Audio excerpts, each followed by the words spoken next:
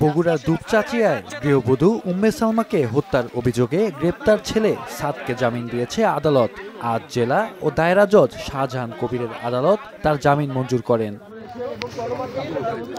গত 10ই নভেম্বর উম্মে সালমাকে খুন করে লাশ বাড়ির ডিপ ফ্রিজে রাখে দুর্বৃত্তরা। এ ঘটনায় 12ই নভেম্বর অভিযুক্ত সন্দেহে ছেলে সাদকে গ্রেপ্তার করে র্যাব। তাকে 3 দিনের রিমান্ডেও নেওয়া হয়। রিমান্ড শেষে 16ই নভেম্বর দুপচাচিয়া থানা পুলিশ সাদকে বগুড়া চিফ জুডিশিয়াল ম্যাজিস্ট্রেট আদালতে নেয়। পরে শুনানি শেষে senior judicial magistrate Mehedi Hasan তাকে জেল হাজতে পাঠানোর নির্দেশ দেন। এরপরেই উম্মে সালমা হত্যার ঘটনা নতুন মোড় নেয়। পুলিশ তদন্ত করে জানতে পারে ছেলে নয়, বাসার ভাড়াটিয়ার হাতে খুন হন উম্মে সালমা। এ ঘটনায় গত 15ই নভেম্বর অভিযুক্ত ভাড়াটিয়া মাবিয়া আক্তার ও তার 2 সহযোগীকে গ্রেপ্তারের পর রহস্য উন্মোচন করে পুলিশ। পরে তারা আদালতে হত্যার দায় স্বীকার করে জবানবন্দিও দেয়। এই যে মাস্টার মাইন্ড ছিল সেটা হলো মাবিয়া খাতুন, একজন ওই বাসার ভাড়াটিয়া, আর তার 2 জন সঙ্গী ছিল, একজন হলো মুসলিম আর একজন হলো সুমন। মুসলিম হলো 164 দিয়েছে, আর বাকি 2 জন মাবিয়া আর সুমন হচ্ছে যে রিমান্ডে আমাদের হেফাজতে যাচ্ছে। ছেলে জামিনে মুক্তি হওয়ায় স্বস্তি প্রকাশ করেছেন সাদের বাবা ও ভাই। কোনো বাহিনী যদি তার ছেলের বিষয়ে অন্যায় করে থাকে তাহলে সেই বিষয়ে ব্যবস্থা নেওয়ার কথাও জানান তারা। আমার যদি অনেক কষ্ট বুকের ভিতরে, এরপর ছেলেটার জামিন হতে কিছুটা স্বস্তি পাচ্ছি আর কি। এবং আমার চাওয়া পাওয়া যারা অন্যায়ভাবে নির্মমভাবে আমার স্ত্রীকে খুন করেছে তাদের যেন রাষ্ট্রীয় আইনে সর্বোচ্চ দৃষ্টান্তমূলক শাস্তির আমি দাবি করতেছি।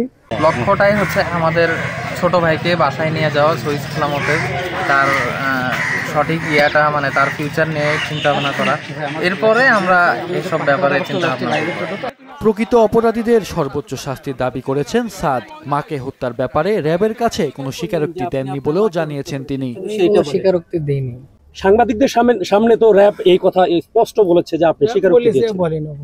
আমি স্বীকারোক্তি দিইনি। এখন পরে তারা কেন দিয়েছে বা কি জন্য দিয়েছে এটা আমি যে নির্দোষ এটা সবার কাছে উন্মোচিত হয়েছে।